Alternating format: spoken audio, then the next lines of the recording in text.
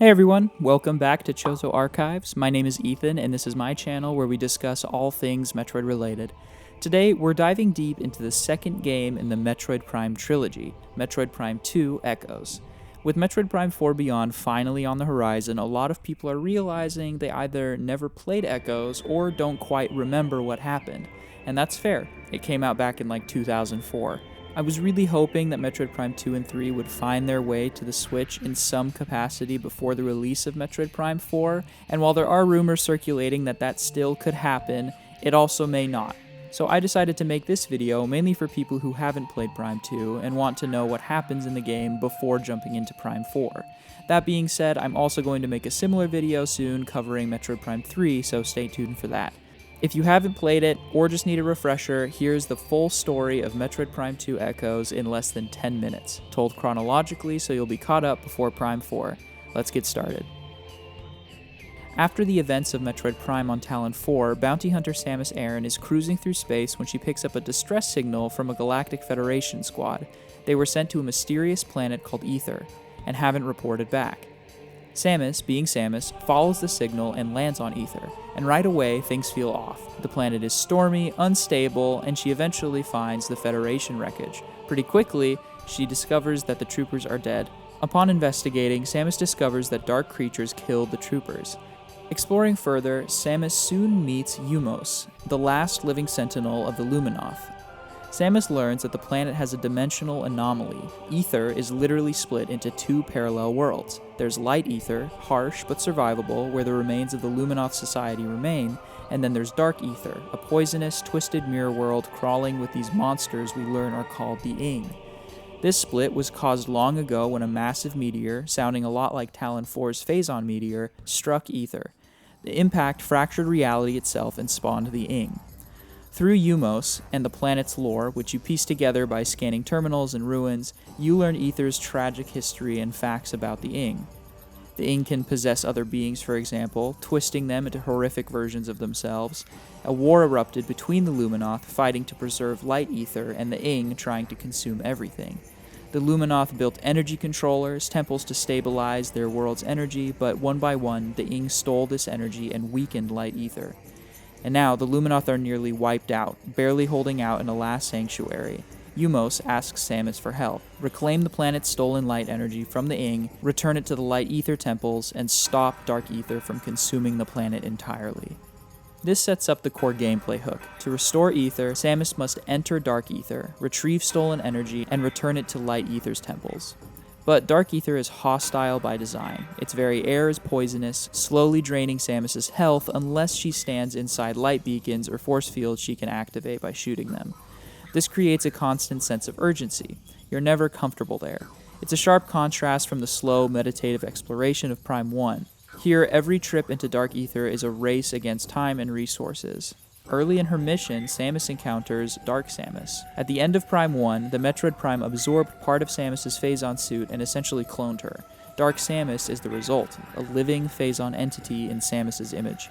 In Echoes, Dark Samus acts as an unpredictable threat.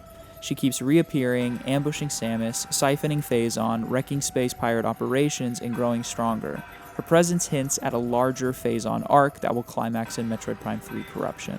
Samus's quest to restore the planet's energy takes her through three massive regions, each with light and dark counterparts, each with unique bosses and lore, and each with three hidden keys in Dark Ether that you're required to collect in order to enter the Dark Ether Temple and reclaim the light ether energy. We start at Agon Wastes, a desolate desert filled with ancient ruins and corrupted life. Samus battles space pirates here, trying to mine Phazon, and eventually makes it to the Dark Temple where she faces a Morbus, which is a giant sand beast possessed by the Ing. Next, Samus makes her way to Torvus Bog, a swampy, decayed wetland with excellent music, might I add. Torvus Bog is home to some great boss battles like the Boost Guardian and the Grapple Guardian.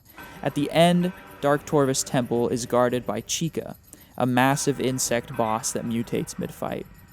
And lastly, Samus makes her way to the Sanctuary Fortress, the technological capital of the Luminoth, now overtaken by Ing and corrupted Luminoth war machines. One of the most stunning and puzzle-heavy areas in the series, Sanctuary Fortress is awesome. And when Samus eventually makes it to the Dark Temple of the Sanctuary Fortress, she confronts the colossal Quadraxis, a multi-phase war mech boss, and my favorite boss of the entire Metroid Prime trilogy. Each region reinforces Echo's themes: isolation, danger, and the collapse of a once great civilization.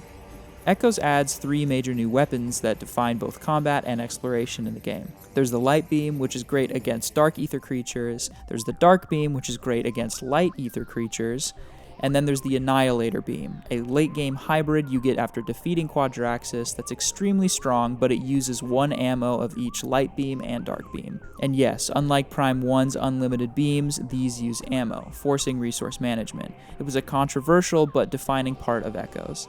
Like any other Metroid game, you also collect all the classic upgrades along the way, like the Morph Ball, Grapple Beam, Screw Attack, you name it.